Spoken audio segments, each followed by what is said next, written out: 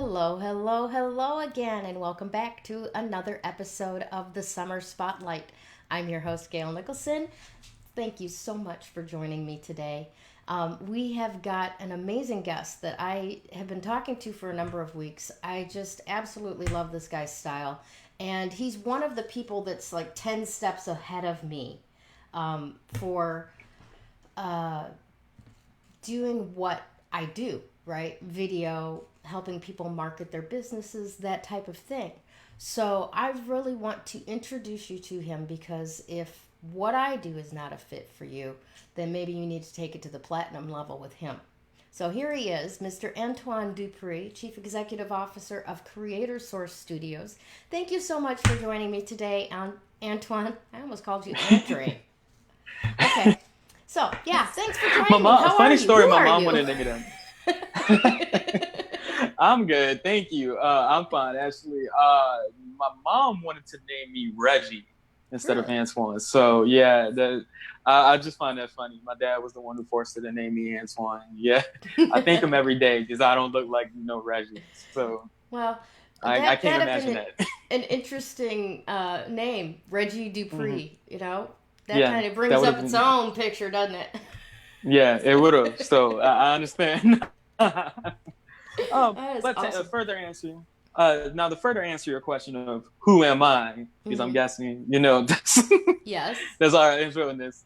I am a 26-year-old college graduate who started a production company out of college. Hmm. While starting this production company, I worked with a lot of other college students, and I built a team around me of, I believe, 30 produce and create weekly basis. Also, we work with creative strategy. We're getting more into clients. We're doing all this different stuff. But yeah, it's all around just storytelling and being creative as possible and changing the way the story is told. Awesome. Awesome stuff. I love that. Mm-hmm. I was looking, if I'm not mistaken, I was looking at your website, Mm-hmm. and I really love it. And I love your premise of educate, entertain, and inspire. I mean, that Mm-hmm. really puts it all in a nutshell. That's what video is for, right? Yes, ma'am. It Awesome is. stuff. Yeah. Right? Because you have to remember those are the three pillars that anyone makes content for. And if you always follow along with that, you Mm-hmm. can never lose with whatever you're doing. There's a lot of people who have brands that they're building or have skills that they have built for themselves over time and feel like they cannot create content for their business. And I say that that is untrue because anybody can educate someone on how to do a skill, anyone can inspire others with their story, and then anyone can be entertaining as long as you're keeping that person's attention, you're Mm-hmm. entertaining them. Excellent. Excellent. And Mm-hmm. very simple. Very simple. I love that about it. Yes. Now, tell us a little bit. Why is video so important for branding your business? I mean, I know businesses that can go Mm-hmm. completely without video, or at least think Yeah. they can. Mm-hmm. But what does video add? We have to realize this, and this is a thing that I've learned over time, especially with working with social media platforms and working with the new technology. Mm-hmm. This is not the 90s anymore. This is not the early 2000s. Copy, copy as well is good. It still has traction. I'm not going to deny that copy doesn't have traction to it, Right. but video can immerse a potential client or a potential customer into the world and into the mind of who you are as that business owner. A lot of times when you have these small business owners, they want to build these big companies, they want to get all of these clients, they want to email, cold call, all this different stuff. If you're putting out actionable content, Mm-hmm. if you're putting out actionable content and you're putting out stuff at a consistent rate that is explaining your process, that's explaining your mindset and showing exactly who you are and your knowledge, it can give you credibility and it can give you authority. Those are the two biggest things that you always need with any business that you're running. And Absolutely. video is the easiest way to do that. I mean, people look at resumes, people look at all this other stuff, but video is the easiest way to do that, because imagine if you were building your own, like, let's say chiropractor practice. Okay. Let's say you were building your own chiropractor practice, and people wanted to know, how good of a chiropractor are you truly? What are they going to do? They're going to read Yelp reviews. They might read website reviews, stuff like that. You can read on Google and see what people think. But wouldn't it be better if that doctor, or if that surgeon, or whoever it is that's building their own practice, if that lawyer were to talk about common questions, FAQs that people have, and make videos out of them and show their knowledge, build their authority, show their personality, show that they're a great person, show that they're a wonderful person, and make people feel welcome. Mm-hmm. That can build your business tenfold. Oh, Guaranteed. Absolutely. Mm-hmm. I think one of the things that people don't often realize, you know, and it's so obvious, you go, why? But, you know, even when you're putting out Facebook posts, they suggest that you put a pretty picture there too, because that stops people and gets them to look and engage and maybe read your post. There, you know, words flying in front of your face constantly, you tend to gloss over and just scan, right? And yeah. So, at least for me, with video, it's a wholesome, you know, like a holistic picture of who that person is that you're considering doing business with. And not only do you get more in the way of what the person is, right? But also the vibe from that person. Do they seem compassionate? Do they seem like they know what they're talking about? Do they, you know, just a whole picture, body language, voice tone, inflection, the whole 9 yards that you just can't get from reading. Well, with really good writers you can, but if you're not a really good writer, you're screwed too, right? Yes, and because communication is key, I think people don't really understand the value of communication. Communication, because I'm actually a communication studies major at Towson. That's what my degree was in, that I graduated with. And one of the big things that I learned in like a class called organizational communication is that your organization is communication. Yeah. It is communication. And whenever you wrap your head around that and fully understand that sentence, it will launch your business further than it has ever been. It will launch your organization further than it's ever been, because communication is how you communicate with your employees, how your employees communicate back, how you create company culture, how you create client relationships. If you are not a good communicator, you're not going to create those much needed relationships that you need to make a sustainable business. Relationships and communication is probably two biggest things. That's, when you think about it, put it all together, that is business development. That's really what business development is. It's going out there and making those relationships, communicating. And if you are a failure to communicate, you will failure to really push out your message and push out what exactly you're trying to do. Well, communication is a great point. And it kind of leads me to think about the fact that you're very, very young. I mean, by my standards, literally, you are half my age, okay? Literally. And you have this amazing business, but everybody, you don't have like a brick and mortar, and nobody's been really working in an office lately anyway. So you're making all of this work with people in, you know, satellite working from home. How do you maintain proper communication when everybody is in their own space? I would say one of the things that I do when you're trying to maintain proper communication with your team is you should always be readily available. I think there's a lot of leaders who think you can pop in, pop out, do really what you want to do when it comes down to communicating. No, when you're a leader, you have to be ready to communicate. It's not just about cracking your whip and saying, oh, mush dogs, mush, mush. No, no, that's not what you do. No, as a leader, you are there working with the rest of your crew. Yeah, I think I just blacked out real quick for 1 second. For a second. But I'm back. You're good. I'm back. All right. But when you're there, that means that you're there to work with your crew. You are working for your team. A leader is at service of their team. So you should always be readily available to them. to talk about an incident that happened recently with me and another employee. This employee was a leader in my group, and they didn't understand certain things that were going on. And see, this is where you have to really conscientiously check your own leadership real quick. Now, the conversation wasn't too favorable.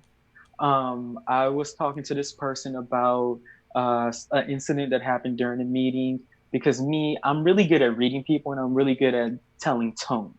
So if there's a certain tone that you're taking in a conversation, I can pick up on that and I know that there's something's wrong and we need to talk. So I talked to this person immediately off the bat. Nothing but yelling, nothing but pointing fingers, never taking any accountability for that situation. That situation. They got upset about the way I handled them handling the meetings, saying that I'm hurting their credibility as a leader. I'm hurting who they are as a leader. And here's my thing: if no one can hurt your credibility as a leader, you want to know what hurts your credibility as a leader? You not being a leader. You not being a leader. That's the thing. And when people don't look at you as a leader and they look at others as a leader, that means that there's something going on with you.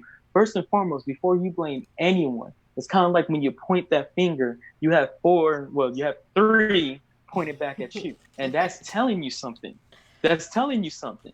That means that you need to take a long look in the mirror and just realize from there. So again, with communication is always being readily available.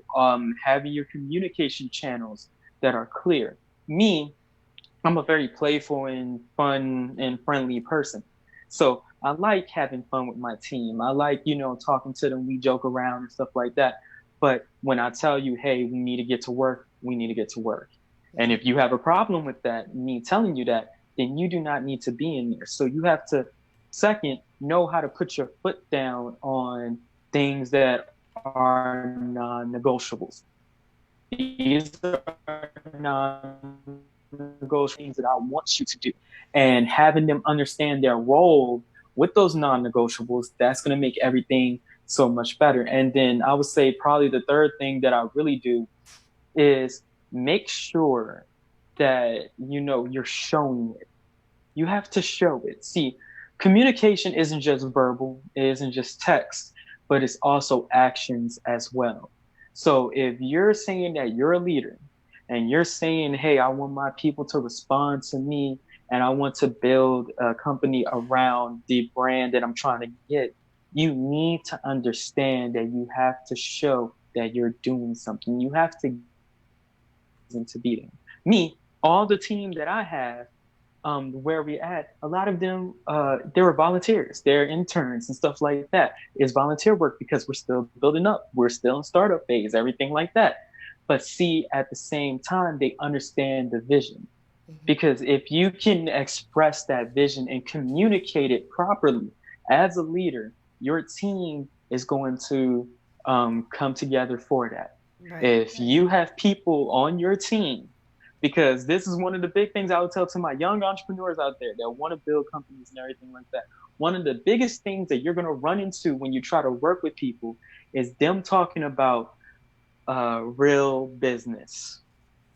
Okay. I'm going to use quotes, real business. So the way you work is not a real business, right? Because yes, you're in a satellite. There's no place you have to show up at a certain time. And it's not even that really. Most of the time when they say that, it's because they're saying that, oh, you're not paying me. Oh, is this, and this. It's not a real business. Let me explain something to you. As long as you're building something, whenever you get that first customer, it turns into a business. Even before you start getting customers, it's a business because you can go register it with the federal government, with your state's government, and have an LLC that states that you're a registered business. But furthermore, if you're in startup phase and you're not thinking about your startup as a business, then you're in trouble because of the fact that you're thinking about it as a hobby.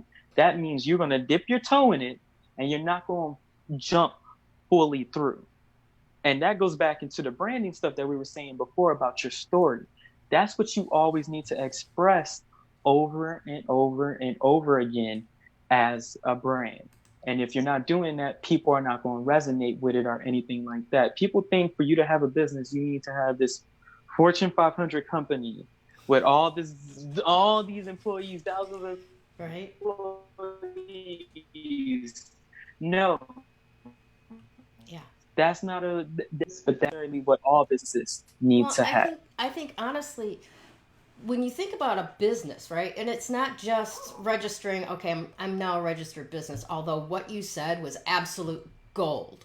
Absolute Hmm. gold. If you are not thinking of your business like a business, it's a hobby, period.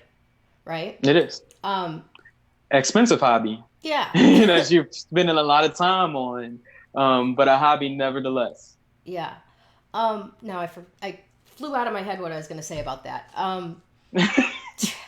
Anyway, all right, then let's go back to talking about, well, no, business as a culture. It's kind of like the same thing as the church, okay?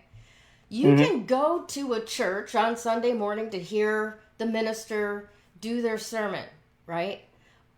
And the building is called a church, but it's not a church until the people show up inside, really, because the people are the church. Similarly, in business, you can have a brick and mortar. It's an empty building until people show up to do work intentional to the goals that that business has, right? It's the Hmm. people that are the business, right? Yeah. So, you know, that's what creates a real business. If you've got a number of people, or even just yourself, working towards fulfilling the intentions and goals of that enterprise, I don't care Hmm. where you do your work, I don't care what you buy or sell, you've got a business, right? Yeah.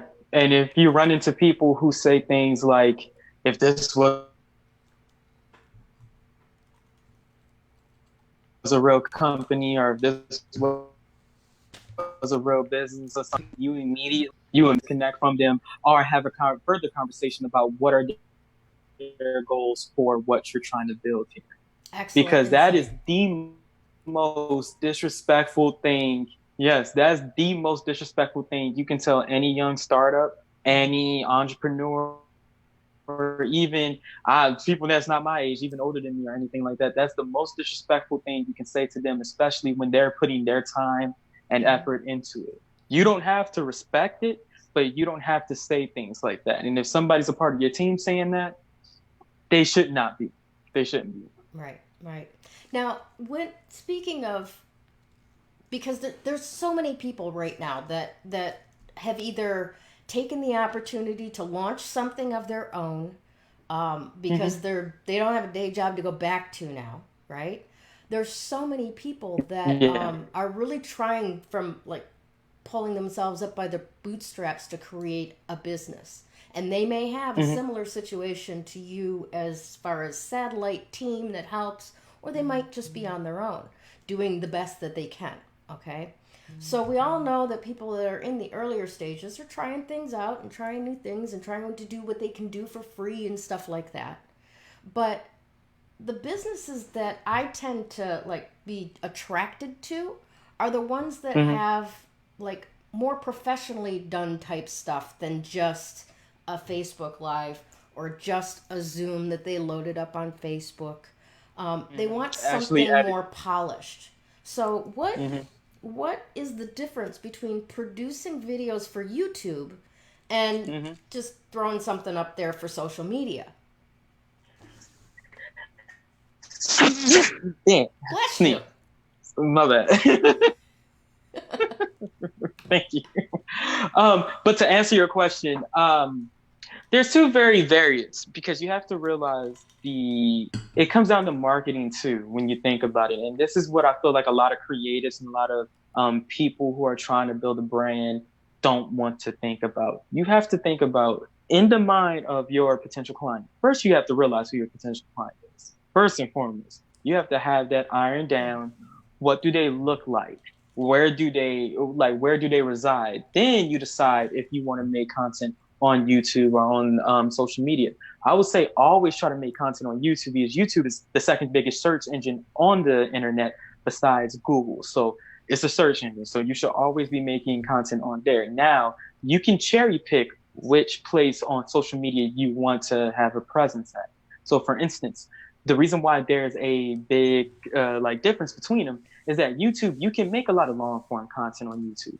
You can make 2 minute content on YouTube. You can make an hour long content on YouTube.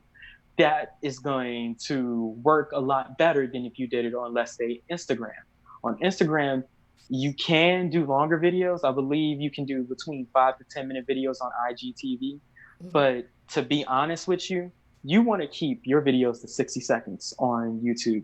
IGTV, yes, that's a great place to be putting stuff. And if you have a good like preview, people are going to watch it, everything like that. So I would do it. But I would aim definitely for the 60-second videos, because the 60-second videos, if you can comprise what you're trying to say in those 60 seconds and keep that person's attention, they are most likely going to continue to follow you and continue to follow your journey. So the big difference between both of them is just the context. That's all it is really the context. People think it's how you chop it down. You can always chop down something into 60 seconds. Mm. You can always leave something long form. But the context that you're doing, you want something quick, that's on Instagram. You want something more long and drawn out and thought through and detailed, put that on YouTube. Even you can even work that on Facebook as well. Awesome stuff. Absolutely awesome. All right. Now, it's it's good. Okay, first of all, they have to have their avatar. They have to know who they're talking to, right? Yes. And then Yes. context determines whether you're posting on social media or you're posting on YouTube or any of the other Mm-hmm. platforms out there. Now, when it gets into actually structuring what you want to deliver in that video, right? Mm-hmm. What do you have to say about like including your branding? Is that good? Is that bad? I mean, obviously, it seems like it's good. Are there situations you wouldn't want to? It really depends on what kind of brand you're trying to build. I have people in the past who worked with me with one of our brands and would say, "Hey, we don't curse on there, don't talk about controversial topics and everything like that." But if you know me personally, you know that I'm not afraid to talk about controversial topics. Right. That's not something that I'm afraid of. So you have to realize, one, you are building a business, and Mm-hmm. what you do does affect what your business is. So if you're trying to integrate your brand into any type of video or integrate your brand message into I would really layer out what is your brand message, what are the themes of your brand message, and then make content that's wrapped around that. Like for instance, let's say I was Coca-Cola, which I'm not, because if I was, I'll be sitting on a beach somewhere because I'll be making all that type of money.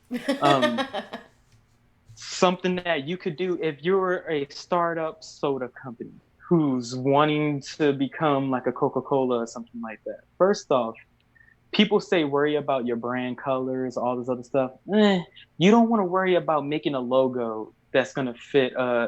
You don't want to worry about making a message that's going to fit a logo. You need to worry about making a logo that's going to fit your message. So figuring out what is your message, what kind of business are you trying to build? What is the thing? What is the reason why people should drink your soda, Gayle? Like Gayle soda. Why should somebody drink Gayle soda? Explain it to me. Because it Really break tickles it their down to me. noses. It tickles their nose. Hey, Gayle soda. It tickles their noses. There you go. Tickles their noses. And what you can do from there is you can discuss the soda making process, how you make your soda. How does your soda making process is different than everyone else's? Tickle your noses could be for like a more calorically less dense drink. So it could be 0 calorie, 10 calories, something like that. It tickles your nose because you're drinking it and you're tickling your nose. It makes you silly because you're thinking to yourself, how can something taste this good but be this low calorie? You see what I mean? Yep, yep. So if you're doing that, you can discuss like, hey, our process is going like this. This is what my mindset towards the soda industry was. This is what I talk to people about, making videos about that. All the questions that people, again, are going to have about your brand. How can I invest into it? What exactly are your goals? Where do you want to get to? Mm-hmm. And constantly keep that goal inside of there. I'm not saying say we want to be the next Coca-Cola. You should say, hey, we want to be the next big thing in the drink industry. Right. Right. You should always keep that in the back of your mind. You should always say that to people. And people gonna call you crazy. So don't worry about that. People gonna call you crazy in the comment section. But in the long run, once you get everything done, it's all about building equity with your content. Because even if, let's just say you're moving slow right now because of the fact that you don't have enough money or with COVID and everything like that. So you can't really work on certain things that you want to work on for your business. Make content. Make content, because if you build that equity over time, once everything happens and you start selling your product, people are like, oh, where can I learn more about what you're doing? Oh, we have a YouTube channel right here with a catalog of videos that walk you through what our CEO thinks about the soda industry right now, why you should drink Gayle soda, where can you find Gayle soda, stuff like that. You see what I mean? Yes. So Yes. if you're just doing those type of things, it can make everything else a lot better for you. Well, how does that make apply to storytelling being so important? I mean, Mm-hmm. when I hear the word storytelling, I mean, you're talking Yeah. about, me talking about how I feel about my product and what inspired me to get going on it and stuff like that. Um, Mm-hmm. how can storytelling make that content better rather than just listing the answers to frequently asked questions? Storytelling can make that better by you telling stories about, like, hey, this was the first time I realized that I wanted to build this brand. This is what was going through my head while building this brand. Or, even vlogging your day-to-day process. I'm not saying show your secret sauce. That's what a lot of people might take from what I said before. No, what I'm saying is show that you're human. When you storytell, that's one of the basic forms of communication. Again, is storytelling, and that's been from the beginning of time until now. So if you storytell and you integrate into your brand, and let's say you start off with, okay, when was the first time that I wanted to do this? Why am I doing this? Why you should be a part of this? Telling a story about it. Tell like stories about, okay, whenever I was in fifth grade, I drank Coke and this changed my life. Or you could say a couple of years ago, or you could say a couple of years ago, I became a diabetic, like myself. I became type 2 diabetic. Let's say that inspired me to, because I looked at all the options that was for diabetics to drink, stuff like that. I do want to drink water, but I want to have something that is more sweet and something that won't hurt me and stuff like that, just to drink on the downtime. I'm not saying I shouldn't drink water. I should, which I do. I got a bunch of water right there. Right. But I want something alternative. Water isn't, I don't want water all the time. So let's say I want something different with my dinner. Um, so I looked at all the options. I saw that nothing in there was really like good for you based on all the chemicals or anything like that. So what I set out to do is to take on the challenge of building the one drink that would be good for diabetics, that won't be full of chemicals, that won't have a bad aftertaste, and that won't spike your insulin levels. And if you tell that story, a lot of people be like, "Oh, damn, I'm a diabetic too. I can, uh, I can relate to that." And again, it comes back to relationships. You see, Yeah. like what we were saying Absolutely. before, it comes back to relationships. Storytelling helps you build communication and relationships because it makes you relatable to your audience. So if you're trying to be relatable to your audience, if you're trying to inspire other young entrepreneurs, like myself, I have a series that I'm gonna be starting pretty soon that I have done in the past called That Young Entrepreneur, where it's like a video diary, me talking about my day-to-day thoughts that are coming out about me being an entrepreneur, me building my business, the insecurities that I might feel about it, the pressures that I might feel about it, and that can make others, relate Well, to you. yeah, yeah. Not even just for the potential customers, but also Mm-hmm. that opens up, community with other business owners that can identify with you what you're going through as well. Excellent Mm-hmm. stuff. Excellent Of stuff. course, of course. Now, what do you think that everybody is doing wrong right now? I mean, what are you seeing out there? Um, Well, first off, you don't have a plan. Like the old saying goes, if you don't have a plan, you plan to fail. I'm probably getting the quote wrong or whatever, but it's close enough. Um, Ultimately, if you don't have a plan, you're gonna fail. And you need to have a plan with your videos. Don't go out there all willy nilly throwing up videos all over. Learn about like the landscape. Learn about your competitors. Learn about others that are doing the same. Yeah, it just went black again, but we I can. just want to acknowledge something. Antoine is not in his office space that he was in when we originally started talking. Antoine has Hmm. moved. So Yes. he's doing this from his phone in his new apartment that has no furniture. So do not Yeah. take the quality of this appearance as the quality of his work. It has no Yes. relation to each Yes. other. Actually check out some of the channels and you'll see some of my work. Yeah, Yeah. there you go. That. um, but yeah, again, it's all about just having a plan, learning about what it is that you want to see, what it is that you want to do. Ooh, even going underneath popular videos, look at the comment sections. People ask all these questions that they can't answer. Take one of those questions. If you know how to do it, make a video about it. One that I'm working on right now is called DaVinci Resolve. It's one of the software. It's one of the big softwares that's out, that's free, that people use to video edit. A lot of people are looking for, okay, how do I get started on DaVinci Resolve, everything like that. And I've seen like big YouTubers say I can't really get to it because of everything else. This would be the perfect time for someone like me or someone else who has experience with it. Make a video about it. Right. Make videos about it. As a video editor, make that. Show your experience. Again, authority, communication, relationships. Those are the themes that are coming up here. It builds your authority. Video does that. Video will always build your authority. And we're all content creators all together. I was speaking with Heather Torres on Mad Talk. Definitely check out my Mad Talk channel. Link in Absolutely. the, we're Yep. gonna do that. That's good stuff. Anyway, anyway. Seriously, that is good stuff. Hmm. Heather Torres. She's from Think Media, one of the biggest YouTube channels online that talks about YouTube strategy and how to market your YouTube channel and how to build it.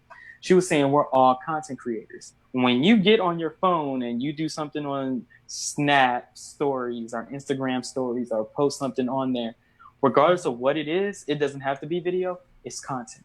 Right. It's content. Whatever you're posting, it's content. And then let me show, and I'm even release something for you guys now. You're all copywriters. You all have copywriting skills. Yeah. You're writing copy. You're writing copy. When you put a post and then you write like a big paragraph telling somebody something, that is known as copy. I know it's like layman's term explanation of what copywriting is, but that is known as copy. Yeah. And what people don't seem to realize from that is the definition of sales copy, because you are trying to convince someone else that your point of view is they should be aligned with. Mm-hmm. Right? Y'all all are sales copiers. I'm like, yo, y'all all in the wrong business. To be honest with you, every single one of y'all are in the wrong business. I'm like, bro, you're a doctor.